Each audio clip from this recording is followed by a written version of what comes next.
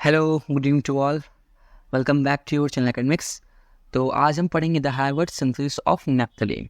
The Harvard synthesis of naphthalene, जो कि organic chemistry unit 4 B pharm third semester का topic है। It's a most important topic for exams and also competitive exams. तो I hope आपने नवरात्रि और दशहरा अच्छे से मनाया होगा। तो पढ़ने का समय फिर से आ चुका है और अच्छे अच्छे लेक्चर्स के साथ हम अच्छे चीज़ें पढ़ते रहेंगे। तो चलिए स्टार्ट करते हैं the Harvard synthesis of naphthalene. Synthesis पढ़ने से पहले मैं नैप्थलीन की कुछ इंपॉर्टेंट चीज़ें बताऊंगा, कुछ बेसिक चीज़ें बताऊंगा कि नैप्थलीन का जनरल स्ट्रक्चर क्या है, उसमें कैसे स्टेबिलिटी वो शो करता है, कैसे रेजोनेंस शो करता है। ये सारी चीज़ें हम थोड़ी थोड़ी देखेंगे, नैप्थलीन का बेसिक चीज़ें देखेंगे। उसके बाद हम पढ़ेंगे हार्वर्ड सिंथेसिस ऑफ नैप्थलीन। तो यूनिट 4 में एक्चुअली में दिया गया है synthesis and reactions. Synthesis and reactions हमें पढ़ने हैं, किसके? नैप्थलीन के, एंथ्रासीन के, और एक कंपाउंड कोई और है। तो इन तीनों चीज़ का हमें सिंथेसिस एंड रिएक्शंस पढ़ना है। तो नैप्थलीन के हमें बहुत सारे सिंथेसिस पता है, नैप्थलीन के बहुत सारे सिंथेसिस पता है। जैसे 3-4 हमें एग्जाम में लिखने होते हैं कभी कभी, और कभी कभी कॉम्पिटिटिव एग्जाम में बहुत सारे रिएक्शंस से पूछ लेता है। But Harvard synthesis is a most important बेटा, मोस्ट इंपॉर्टेंट है for your exams and also competitive exams. तो हम इसमें सबसे पहले इसका बेसिक स्ट्रक्चर देखेंगे नैप्थलीन का क्या है, फिर उसका सिंथेसिस पढ़ेंगे हार्वर्ड सिंथेसिस, हार्वर्ड मेथड के through. So let's start our lecture with naphthalene. Okay, तो नैप्थलीन का हमें बेसिक स्ट्रक्चर पता है, दैट इज 2 बेंजीन आपस में फ्यूज होते हैं, उसे हम नैप्थलीन का स्ट्रक्चर कहते हैं। This is a orbital model of naphthalene, orbital model of naphthalene. तो ये ऑर्बिटल मॉडल है किसका? नैप्थलीन का। एक स्ट्रक्चर और है, दैट इज कैकुले स्ट्रक्चर्स। आपने पढ़ा होगा अगर फर्स्ट यूनिट में, आपको पता होगा कैकुले स्ट्रक्चर किसे कहते हैं। जैसे कि यहाँ पे 3 बॉन्ड है एंड 2 बॉन्ड इधर, तो इसे हम कहते हैं क्या? Kekulé. Okay, Kekulé structure of naphthalene, Kekulé structure of naphthalene. तो 2 मॉडल्स हमें, 2 टाइप की फिगर पता है, एक ऑर्बिटल मॉडल है और एक कैकुले स्ट्रक्चर है। तो आप जो यहाँ पर रिंग देख रहे हो, ये रेजोनेंस को शो करता है, मीन्स इसके जो पाई बॉन्ड्स हैं, पाई बॉन्ड्स के जो इलेक्ट्रॉन्स हैं वो डीलोकलाइज्ड हो रहे हैं। जैसा कि आपको मैंने बताया है हकल्स रूल में मैंने बताया है कि कैसे बेंजीन स्टेबिलिटी शो करता है, कैसे बेंजीन अपना रेजोनेंस शो करता है और कैसे उसके इलेक्ट्रॉन डीलोकलाइज्ड होते हैं। ये सारी चीज़ें मैंने हकल्स रूल में बता रखी हैं। जिसने नहीं देखा है वो लेक्चर देख सकता है। Huckel's rule is most important for basic. आपने अगर हकल्स रूल नहीं समझा है तो आपको सारी चीज़ें रेजोनेंस नहीं समझ में आएंगी। आप जितना भी टॉपिक पढ़ोगे आपको बिल्कुल नहीं समझ में आएगा। हकल्स रूल यूनिट फर्स्ट का टॉपिक है, तो बहुत ही इंपॉर्टेंट है फॉर योर बेसिक, कि उसमें सारी चीज़ें मैंने बता रखी हैं। रेजोनेंस क्या होता है और बेंजीन कैसे रेजोनेंस शो करता है, उसके बेसिस पर ही सारी रिएक्शंस होंगी आगे। तो मोस्ट इंपॉर्टेंट है, उसको जाके देख लीजिए आप। ठीक है, तो मैंने बताया कि ये नैप्थलीन का बेसिक स्ट्रक्चर है। ऐसे ये नैप्थलीन का हमारा बेसिक स्ट्रक्चर है। ओके, नैप्थलीन भी हमारा रेजोनेंस शो करता है क्योंकि इसके बॉन्ड्स डीलोकलाइज्ड होते हैं। बॉन्ड्स क्या होते हैं? डीलोकलाइज्ड होते हैं, इसलिए क्या है? रेजोनेंस शो करता है, इसलिए स्टेबल भी है, इसलिए इसके बॉन्ड्स स्टेबल भी है, नैप्थलीन स्टेबल भी है। ठीक है, इतनी मत क्लियर है। नैप्थलीन के अंदर क्या पाया जाएगा? पाई बॉन्ड्स पाया जाएगा। मतलब क्या है? पाई इलेक्ट्रॉन्स पाए जा रहे हैं। ये पाई इलेक्ट्रॉन्स डीलोकलाइज करते हैं और स्टेबिलिटी को शो करते हैं, जिसे हम कहते हैं क्या? रेजोनेंस। ठीक है, इससे कहते हैं हम रेजोनेंस। तो ये नैप्थलीन की थोड़ी बेसिक सी बात हुई कि नैप्थलीन है क्या। क्लियर है नैप्थलीन है क्या? अब हम पढ़ेंगे इसका हार्वर्ड सिंथेसिस। सबसे पहले तो समझते हैं कि है क्या। हार्वर्ड सिंथेसिस हमारी एक मल्टी स्टेप रिएक्शन है। Harvard synthesis is a multi step synthesis में नैप्थलीन का फॉर्मेशन होता है एक बेंजीन से। मतलब एक बेंजीन से रिएक्शन होते ओवरऑल एट लास्ट हमारा ओवरऑल एट लास्ट किसका फॉर्मेशन हो रहा है, नेफ्थलीन का फॉर्मेशन हो रहा है। इसे हम पढ़ते हैं हैवर्ट सिंथेसिस में। हैवर्ट सिंथेसिस में नेफ्थलीन में सबसे पहले तो क्या होता है कि फ्रीडल क्राफ्ट एसाइलेशन होता है। फ्रीडल क्राफ्ट एसाइलेशन होता है उस with succinic anhydride and benzene. मतलब बेंजीन किसके साथ एक्ट करेगा, सक्सेनिक एनहाइड्राइड के साथ रिएक्शन करके, फ्रीडल क्राफ्ट रिएक्शन करके वो फिर कुछ कंपाउंड बनाएगा। फिर इसमें क्या होगा, क्लेम्सन रिडक्शन होंगे कई बार, मतलब 2 या 3 बार क्लेम्सन रिडक्शन होता है, 2 या 3 बार क्लेम्सन रिडक्शन होगा। फिर एक सिलीनियम के साथ रिडक्शन होगा। तो ऐसे रिडक्शन होते होते अल्टीमेटली क्या फॉर्म होता है, नेफ्थलीन फॉर्म होता है। इसे हम कहते हैं हैवर्ट सिंथेसिस। सबसे पहले तो अगर आपको एग्जाम में पूछा जा रहा है what is Haworth synthesis and how it could be form the naphthalene, तो सबसे पहले तो आप ये चीज़ें लिखोगे, ठीक है। हैवर्ट सिंथेसिस है क्या, कैसे किससे फॉर्म हो रहा है, क्या हो रहा है, ओवरऑल चीज़ें आप ये लिखोगे कि Haworth synthesis is a multi step reactions and forms naphthalene by means of Friedel-Crafts acylation with succinic anhydride and benzene, followed by Clemmensen reductions ultimately to form naphthalene। ये आपका बेसिक रहेगा, आप पहले से लिख दोगे। अब हम बात करते हैं पूरे रिएक्शंस की। हम रिएक्शंस वाइज पढ़ेंगे, फिर वर्ल्ड वाइज पढ़ेंगे, ठीक है ना। पहले रिएक्शंस देख लेते हैं क्या है। Okay, this is our reactions. ये अबाउट 5 स्टेप की रिएक्शंस है, 5 स्टेप की रिएक्शंस है। फर्स्ट स्टेप आपका ये हो जाएगा, सेकेंड आपका ये हो जाएगा, third is and fourth and then fifth. Okay, ये 5th स्टेप की रिएक्शंस है, ठीक है, 5th स्टेप की। तो पढ़ते हैं एक एक करके।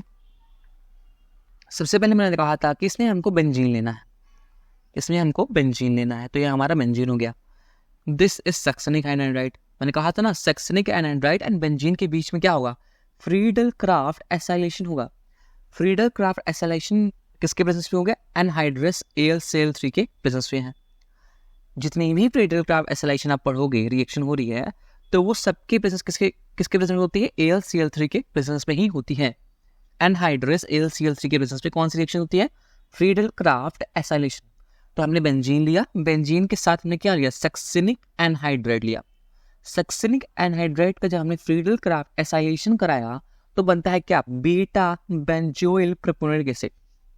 बीटा बेंजोइल प्रोपोनिक एसिड याद करना पड़ेगा बेटा, बीटा बेंजोइल प्रोपोनिक एसिड बना, ये वाला बीटा बेंजोइल प्रोपोनिक एसिड, ठीक है। फिर इसका हमने क्लेमेंसन रिडक्शन कराया। क्लेमेंसन रिडक्शन जब भी होता है तो वो ZnHg और HCl के प्रेजेंस में होता है। क्लेमेंसन रिडक्शन जब भी होगा तो वो जिंक और वो जो हमारा मरकरी होता है और HCl की प्रेजेंस में होता है क्लेमेंसन रिडक्शंस। जब इसका आप रिएक्शंस कराते हैं, मतलब beta benzoyl propionic acid reaction Clemmensen reduction कराएंगे, तो बनेगा क्या, गामा फेनिल ब्यूटेनोइक एसिड। ये आप नाम लिख लो, मैं यहाँ पे लिखना शायद भूल गया था, जगह नहीं थी, बट यहाँ पे लिख लो, ये है गामा फेनिल ब्यूटेनोइक एसिड, ठीक है ना। This compound is a gamma phenyl butanoic acid. फिर इसका रिएक्शन, ये देखो यहाँ पे रिंग क्लोज नहीं है, ये देखो जब हमने बीटा बेंजोइल प्रोपोनिक एसिड का क्लेमेंसन रिएक्शन कराया तो कुछ ऐसा स्ट्रक्चर हमें मिला जो C6H5 यहाँ पे लगा है। This is benzene. बेंजीन में क्या है, देखो कितने कार्बन है, 1 2 3 4 5 6, 6 कार्बन है, 6 कार्बन है ना, 6 कार्बन है, और यहाँ पे 5 हाइड्रोजन होते हैं, 5 हाइड्रोजन, 1 2 3 4 ऐसे करके। तो ये ओवरऑल क्या है, बेंजीन की रिंग है। यहाँ पे एक्चुअली में C6H6 होगा, यहाँ पे लिख लो C6H6। तो ये बेंजीन रिंग हो गया जो यहाँ पे है, दिस वन। यहाँ पे मैंने शॉर्ट में लिखने के लिए ये बेंजीन रिंग को C6H6 में कर दिया है। C6H6 क्या है, हमारा बेंजीन रिंग है और एज इट इज कंपाउंडिंग जुड़ा हुआ है। तो यहाँ पे देखो रिंग क्लोज नहीं है, यहाँ पे रिंग क्या है, क्लोज नहीं है। जब H2 यहाँ से निकलेगा, यहाँ से जो OH और H दिख रहा है ना, यहाँ से H2O निकल जाएगा। यहाँ से H2O निकलने के बाद ये देखो रिंग क्लोज हो जाएगी, यहाँ पे ऐसे H2O निकलेगा और ये रिंग क्लोज हो जाएगी। बाकी सब चीज़ें सेम है, H2O निकला, रिंग क्लोज हो गई और बाकी सब चीज़ें सेम है। बना लिया किसने, अल्फा टेट्रालोन का फॉर्मेशन हो जाएगा। फिर क्लेमेंसन रिएक्शन होगा किसमें, ZnHg के प्रेजेंस में और HCl के प्रेजेंस में। फिर बनेगा क्या, टेट्रालीन। यहाँ पे देखो ये जो डबल बॉन्ड O है यहाँ पे हट जाएगा। फिर होगा सेलेनियम रिडक्शन। सेलेनियम के प्रेजेंस में जब रिडक्शन कराते हैं तो नेफ्थलीन का अल्टीमेटली फॉर्मेशन हो जाता है हमारा। क्लियर है? ये है हमारी रिएक्शन किसकी, हैवर्ट्स सिंथेसिस की, द मोस्ट इंपॉर्टेंट। एक और बात समझ लो, हमारा बेंजीन था, देखो हमारा ये बेंजीन था, बेंजीन और सक्सेनिक एनहाइड्राइड का सबसे पहले रिएक्शन है, इसे याद करना पड़ेगा बेटा। सक्सेनिक एनहाइड्राइड और बेंजीन का हमने रिएक्शन कराया, फ्रीडल क्राफ्ट एसाइलेशन कराया मतलब, और फिर बना beta benzoyl propionic acid. Beta benzoyl propionic acid का क्लेमेंसन रिडक्शन कराया किसके प्रेजेंस में, ZnHg और HCl के प्रेजेंस में। ZnHg और HCl के प्रेजेंस में जब रिएक्शन कराया तो बना क्या, गामा फेनिल ब्यूटानिक एसिड, ब्यूटानिक एसिड, ठीक है, ब्यूटानिक एसिड। और यहाँ पे देखो मैंने कहा था कि रिंग क्लोज नहीं है, ये रिंग क्लोज नहीं है, OH और H प्रेजेंट है। जो ये OH और H प्रेजेंट हैं ये वाटर के फॉर्म में बाहर निकल जाएंगे और ये रिंग हो जाएगी क्लोज्ड, और बना लेगा क्या, अल्फा टेट्रालोन। अल्फा टेट्रालोन का फॉर्मेशन यहाँ पे हो जाएगा। फिर होगा ZnHg और HCl के बेसिस पे क्लेमेंसन रिडक्शन, फिर बना लेगा टेट्रालेन। टेट्रालेन के बाद सेलेनियम रिडक्शन हो जाएगा, देन एथिलीन अपने आप अल्टीमेटली फॉर्म हो जाएगा। ये बात हो गई रिएक्शंस हैवर्ट्स सिंथेसिस की, बहुत ही मोस्ट इंपॉर्टेंट है, इजी है, आपको ये लर्न करनी पड़ेगी फॉर योर एग्जाम्स। क्लियर? यहाँ पे एज इट इज मैंने वर्ड में लिख दिया है, स्टेप फर्स्ट है ये। यहाँ पे फिर स्टेप सेकंड भी यहीं पे है, बीटा बेंजोइल, देखो बीटा बेंजोइल प्रोपियोनिक एसिड है, फिर अल्फा फेनिल बना, तो यहाँ पे नाम दे दो स्टेप सेकंड, स्टेप सेकंड यहाँ पे नाम दे दो स्टेप सेकंड, ये हो गया स्टेप सेकंड। फिर यहाँ पे step third, step third to यहाँ पे जब क्या कहते हैं गामा फेनिल ब्यूटानिक एसिड बना था, उसके बाद रिंग क्लोजर हुआ था, यहाँ पे H2O निकल गया था, H2O निकलने के बाद क्या बना था, अल्फा टेट्रालोन। फिर अल्फा टेट्रालोन से फिर स्टेप फोर्थ नाम दे दो यहाँ पे, और यहाँ पे हो गया स्टेप फिफ्थ, स्टेप फिफ्थ। तो ये एज इट इज वर्ड के फॉर्म में लिखा है, जो मैंने चीज़ें यहाँ समझाई हैं एज इट इज यहाँ पे लिखी हुई हैं। इतनी चीज़ें आपको हैवर्ट्स सिंथेसिस से पढ़नी थी। क्लियर? नेफ्थलीन का हमने थोड़ा सा बेसिक देख लिया है, बाकी डिटेल लेक्चर हम नेक्स्ट बनाएंगे, पूरा नेफ्थलीन सब समझेंगे, उसकी स्टेबिलिटी क्या है, उसका कह सकते हो डबल हाइड्रोजनेशन वाला जो भी चीज़ें हैं उसके मतलब उसके स्टेबिलिटी के हिसाब से, वो सारी चीज़ें हम देखेंगे। ठीक है, तो ये था Havertz synthesis of naphthalene, it's the most important for your exams. Clear? इसका जो नोट्स है आपको टेलीग्राम चैनल मिल जाएगा, आपको आप ज्वाइन कर सकते हैं उस टेलीग्राम चैनल को, डिस्क्रिप्शन में लिंक है। और हकल्स रूल को देख लीजिएगा फॉर योर बेसिक, क्योंकि आपको बेसिक क्लियर करना बहुत ही ज़रूरी है। उसमें सारी चीज़ें मैंने बता रखी हैं हकल्स रूल में, कि इसकी स्टेबिलिटी हम कैसे देखते हैं नेफ्थलीन की, उसका रेजोनेंस कैसे देखते हैं, तो आपको सारी चीज़ें स्टेप बाय स्टेप वहाँ पे क्लियर हो जाएंगी। तो हकल्स रूल का भी लिंक दे दे रहा हूँ, वहाँ से आप दे सकते हैं।